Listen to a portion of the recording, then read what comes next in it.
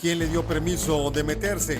Nadie, absolutamente nadie. Y sin embargo, Washington volvió a cruzar la línea. Esta mañana México puso sobre la mesa lo que el viejo régimen jamás se atrevió a decir: acero libre o se acaba el acuerdo. Lo que viene en este video explica por qué esta vez las cosas son distintas. Una llamada telefónica duró menos de 10 minutos, y cuando terminó, el tablero político de todo el continente había cambiado. No hubo despedida diplomática, no hubo cortesía de protocolo. Desde Washington, el auricular se colgó de golpe, y lo que había empezado como una conversación entre dos mandatarios que comparten 3.000 kilómetros de frontera, terminó convertido en el momento más tenso entre México y Estados Unidos en décadas. Eso no fue un malentendido, fue una confrontación, y México no parpadeó. A ver, para entender por qué esta llamada llegó a ese punto, hay que reconstruir lo que la precedió, porque esto no nació de la nada.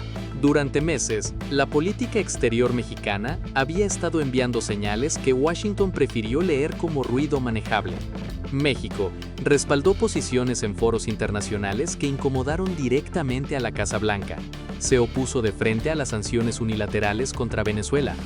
Defendió en tribuna abierta el principio de no intervención. Y Washington, con esa arrogancia que los que tenemos memoria conocemos muy bien, asumió que al final México cedería como siempre había cedido. Ese cálculo estaba equivocado. Hoy México no está pidiendo permiso, está fijando condiciones. Y Washington, que durante décadas acostumbró a un México que agachaba la cabeza, está descubriendo que ese México ya no existe. A ver, pensemos en la magnitud real de lo que está ocurriendo.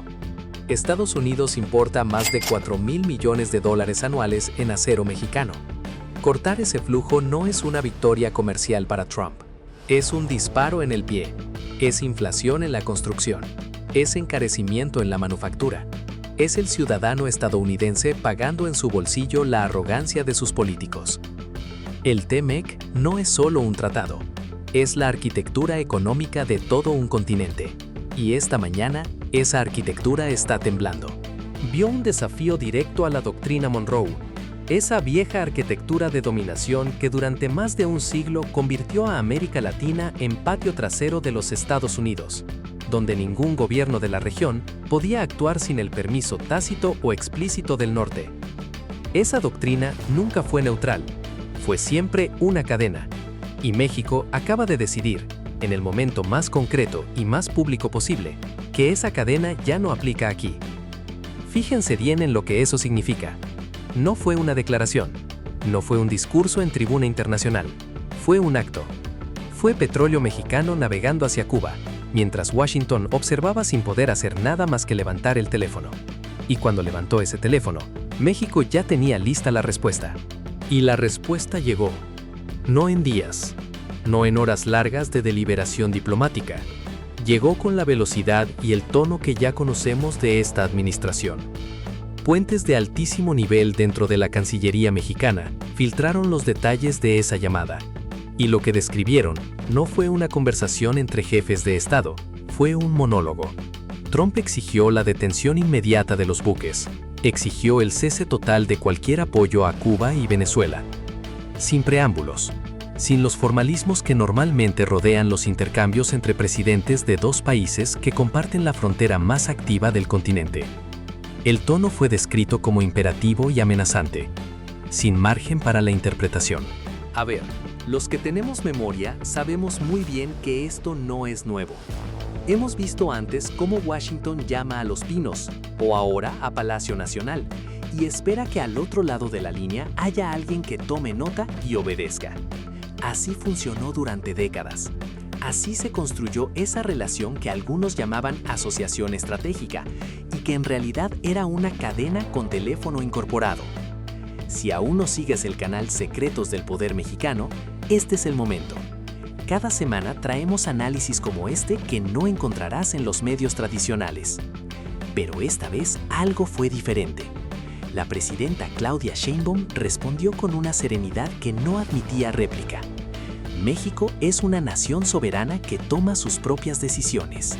La ayuda humanitaria no está sujeta a la aprobación de ninguna potencia extranjera. La conversación duró menos de 10 minutos.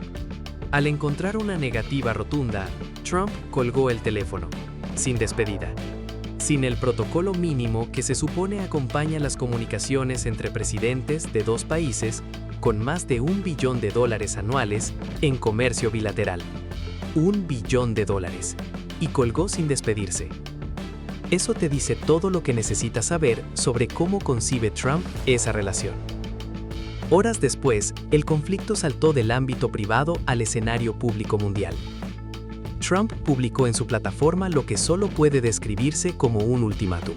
Señaló la incapacidad del gobierno mexicano para controlar a los cárteles y sugirió que si México no ponía orden en su casa, Estados Unidos podría verse forzado a entrar y hacer el trabajo. Ojo con esto, porque aquí está la diferencia que no podemos ignorar. Esta retórica ya la habíamos escuchado, pero antes venía de un candidato en un mitin en Ohio, activando a su base con frases incendiarias que se evaporaban al día siguiente sin consecuencias diplomáticas reales. Ahora viene del presidente de la nación más poderosa del mundo, desde el cargo. ¿Cuántas veces más vamos a escuchar que la soberanía de México es negociable dependiendo de quién esté sentado en la Casa Blanca? 35% de todas las autopartes que ensamblan las plantas de Detroit, Ohio y Carolina del Sur vienen de México. 35%. No estamos hablando de tornillos, no estamos hablando de tapetes o plásticos decorativos. Estamos hablando de arneses de cableado, transmisiones, sistemas electrónicos, los componentes sin los cuales una línea de producción no produce absolutamente nada. El día que ese flujo se interrumpe, la planta para, no en semanas, en días. Y eso es exactamente lo que congelar el TEMEC desencadenaría. Los que tenemos memoria sabemos que esta integración no fue un accidente ni un regalo. Cualquiera de esas opciones representaría una violación flagrante del territorio nacional mexicano. No una amenaza abstracta, una violación real, con consecuencias reales, para un país real. Y el resto del hemisferio lo estaba viendo. Porque lo que ocurra en México no se queda en México. Cada nación de América Latina estaba calculando en silencio si lo que se le hace al vecino del norte puede repetirse más al sur. Ese es el peso histórico de este momento. No es solo una disputa bilateral, es un precedente que define los límites del poder en todo el continente. La respuesta del gobierno mexicano no tardó. No hubo periodo de consultas. No hubo comunicados cautelosos redactados por equipos de asesores durante 3 días. La presidenta Claudia Sheinbaum convocó una conferencia de emergencia en Palacio Nacional y se plantó frente al mundo con el rostro de quien no está buscando las palabras correctas porque ya las tiene. La soberanía nacional no es negociable. México es una nación libre, independiente y soberana, que no acepta amenazas de ninguna potencia extranjera. Punto. Sin matices. Sin la diplomacia tibia que durante décadas nos costó tanto. Sin el lenguaje de quien pide permiso para defender lo que ya es suyo. Fue una declaración de principios que colocó la dignidad por encima de la estabilidad económica de corto plazo. Y eso, en este país y con esta historia, no es poca cosa. Durante la administración de Peña Nieto, México aprobó una reforma energética que abrió el sector eléctrico a la competencia privada y extranjera, un sector que había sido monopolio del Estado durante décadas. Se prometieron precios más bajos, se prometió inversión masiva, se prometió una transición hacia energías limpias que haría a México referente continental. Cientos de empresas, la mayoría estadounidenses, canadienses y españolas, invirtieron miles de millones en parques eólicos y solares de Oaxaca a Tamaulipas. Construyeron infraestructura de primer nivel. Creyeron en las reglas que el propio gobierno mexicano había diseñado para ellas. Pero hay algo más que esas empresas no quisieron ver, o sí vieron y les convenía ignorar. Porque lo que acaba de describir la presidenta Sheinbaum no es una amenaza vacía. Es un jaque mate económico con muy pocas salidas para Washington. Y si la parte del acero ya era devastadora, lo que viene ahora es donde la estrategia se vuelve letalmente política. México no lanzó una bomba sobre toda la economía estadounidense. Lanzó un misil teledirigido con coordenadas muy específicas, El objetivo: el cinturón agrícola del medio oeste y el sur de Estados Unidos, Iowa, Nebraska, Kansas, Texas, Indiana, el corazón mismo de la base electoral de Donald Trump. A ver, pensemos en lo que esto significa en términos reales. México es uno de los 2 principales compradores de productos agrícolas estadounidenses en el mundo. Su lógica es comprensible. Las empresas mexicanas, desde las corporaciones con operaciones transfronterizas hasta el exportador agrícola de Sonora, que depende del acceso al mercado del norte, viven atadas a esa relación comercial. Ojo con esto, porque aquí es donde la historia se complica de verdad. ¿Cuántas veces en este país se ha usado la estabilidad económica como argumento para pedirle a México que baje la cabeza? Piénsalo un segundo, porque la respuesta a esa pregunta define exactamente qué clase de soberanía estamos dispuestos a defender y cuál estamos dispuestos a vender cuando los números se ponen feos. Y eso es precisamente lo que ustedes deben decirnos en los comentarios. ¿Creen que México debe sostener esta postura aunque el costo económico sea severo, o la presión de los mercados termina siendo el argumento que dobla cualquier principio? La tensión entre defender la soberanía y proteger la economía no es un debate de salón, es una contradicción que se vive en la carne. La vive el exportador de Sonora, que no sabe si su cargamento va a cruzar la frontera la próxima semana. La vive el trabajador de la maquila, que depende de que esa relación comercial no se rompa de golpe. La vive la familia en Los Ángeles o en Chicago, que manda remesas a casa y que siente cada sacudida del tipo de cambio como un golpe directo al presupuesto familiar. Ningún discurso, por más encendido que sea, hace desaparecer esa realidad. Pero mira esto. Mientras los mercados caían y los analistas contabilizaban el costo del enfrentamiento, en las calles de México ocurría algo completamente distinto, algo que nadie había convocado. Miles de ciudadanos comenzaron a congregarse en las plazas más importantes del país sin que ningún partido político hubiera dado la orden. El Zócalo de la Ciudad de México se llenó de banderas. Lo mismo ocurrió en Monterrey, lo mismo en Guadalajara.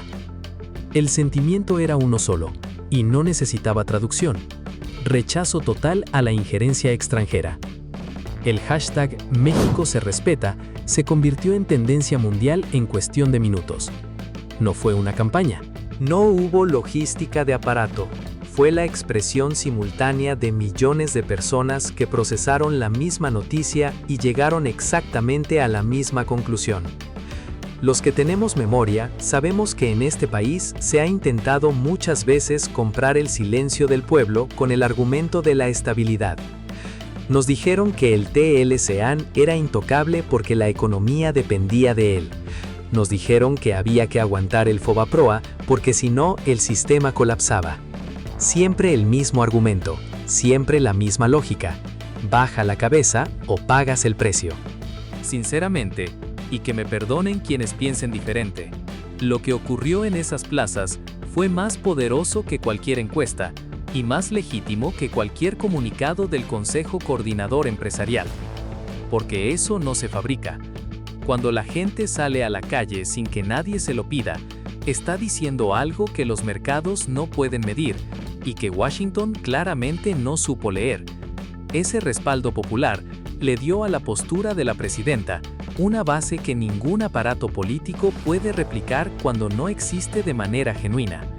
Y entonces llegó la respuesta internacional, con una rapidez y una contundencia que dejó a Washington en una posición que no esperaba. América Latina cerró filas en torno a México, con una unidad que no se había visto en décadas. Lula da Silva, desde Brasil, condenó cualquier insinuación de intervención militar y ofreció apoyo incondicional, recordando en voz alta los años oscuros de las intervenciones estadounidenses en el continente. Ojo con esto, porque Lula no habla en voz alta sin medir cada palabra. Desde Colombia, Gustavo Petro fue más lejos. Calificó la amenaza como una afrenta no solo a México, sino a toda América Latina, y convocó una reunión de emergencia de la CELAC, el foro que excluye deliberadamente a Estados Unidos y Canadá. El mensaje implícito de esa convocatoria fue inequívoco. Este problema lo gestionamos nosotros, sin tutela de Washington. Chile, a través de Gabriel Boric, Fue a la OEA con algo concreto en la mano, la propia Carta Fundacional del organismo que prohíbe explícitamente las amenazas del uso de la fuerza entre Estados miembros. No fue un gesto simbólico, fue una acusación formal vestida de procedimiento diplomático. Para una parte sustancial del pueblo mexicano, y al parecer también para buena parte del continente, hay cosas que el precio del dólar no puede comprar. Y aquí está la clave. Lo que está ocurriendo en este momento no tiene precedente en la historia reciente de las relaciones entre México y Estados Unidos. No en estos términos, no con este nivel de exposición internacional. Porque fíjense bien en la ironía que estamos viviendo. La misma Organización de Estados Americanos que Washington utilizó durante décadas como palanca de influencia en América Latina, como instrumento para aislar gobiernos incómodos, para legitimar presiones y para darle barniz multilateral a lo que en el fondo era voluntad imperial. Esa misma organización está siendo invocada hoy como escudo jurídico contra las propias amenazas de Washington. Los que tenemos memoria sabemos exactamente de lo que hablo. Sabemos lo que fue la OEA en los años 70, sabemos para qué sirvió en los 80, y sabemos el peso que tiene que sea Chile quien llegue ahora con la Carta Fundacional del organismo en la mano para acusar formalmente a Estados Unidos de violar sus propios principios. Eso no es diplomacia menor, eso es historia. Pero hay algo más, y esto es lo que los grandes medios no están dimensionando con la claridad que merece. España llamó al diálogo. La Unión Europea preparó una declaración conjunta de grave preocupación. Y Canadá, el aliado más cercano de Washington en el continente, el socio que comparte con Estados Unidos una frontera, una lengua de negocios y el mismo tratado comercial que nos incluye a nosotros, Canadá también llamó a la calma. Piénsalo un segundo. Cuando tu propio vecino más cercano te pide que bajes la voz, algo salió muy mal en tu cálculo político. Y el cálculo es simple. México es la economía número 15 del mundo. Es el segundo socio comercial de Estados Unidos. Las cadenas de suministro que conectan a los 3 países de América del Norte no son líneas en un mapa. Son arterias por donde circula la vida económica de millones de familias de ambos lados de la frontera. Una desestabilización de México no le duele solo a México, le duele a Detroit, le duele a Texas, le duele a California. A ver, lo que trasciende desde la Cancillería mexicana en estas horas es que la respuesta estratégica del gobierno va mucho más allá de las declaraciones públicas. México está construyendo su defensa en múltiples frentes de forma simultánea, y el más contundente de todos es este. Se está preparando una queja formal ante el Consejo de Seguridad de las Naciones Unidas. La acusación es de una gravedad que el lenguaje diplomático raramente se permite formular contra una potencia del tamaño de Estados Unidos. Violación del artículo 2, numeral 4 de la Carta de la ONU, el pilar del derecho internacional moderno. La norma que prohíbe a cualquier país, sin excepción, amenazar o usar la fuerza contra la integridad territorial o la independencia política de otro Estado. México va a llevar al vecino del norte al más alto tribunal del mundo. Mira, lo digo sin rodeos. Esto es exactamente lo que un país soberano debe hacer cuando se le amenaza. No doblar la rodilla, no negociar la dignidad a cambio de una prórroga arancelaria. Llevar el conflicto al terreno donde México tiene razón jurídica, histórica y moral. Ese es el único terreno donde un país mediano puede ganarle la partida a una superpotencia. Y Claudia Sheinbaum lo sabe. Sobre la mesa está también la posibilidad de llamar a consultas al embajador mexicano en Washington. En el lenguaje de la diplomacia, eso no es un gesto simbólico. Y ahí está la pregunta que ningún analista de Washington se atreve a formular en voz alta. Si México sostiene esta postura, si no cede, si aguanta la presión y el TEMEC se renegocia en los términos que Claudia Sheinbaum ha puesto sobre la mesa, ¿qué tipo de país reciben en herencia nuestros hijos? ¿Un México que aprendió a negociar de pie o uno que volvió a doblar la rodilla en el momento más difícil? Eso es lo que yo quiero que me digan ustedes hoy en los comentarios, específicamente esto. ¿Creen que México tiene la fortaleza institucional para sostener este pulso hasta el final? ¿O la presión económica terminará siendo demasiado? Su opinión importa y si quieren seguir teniendo ese tipo de análisis, sin filtros y sin patrones que nos digan qué podemos decir, suscríbanse a Secretos del Poder Mexicano, porque esta conversación apenas empieza. Un país que conoce su valor no necesita que nadie se lo recuerde.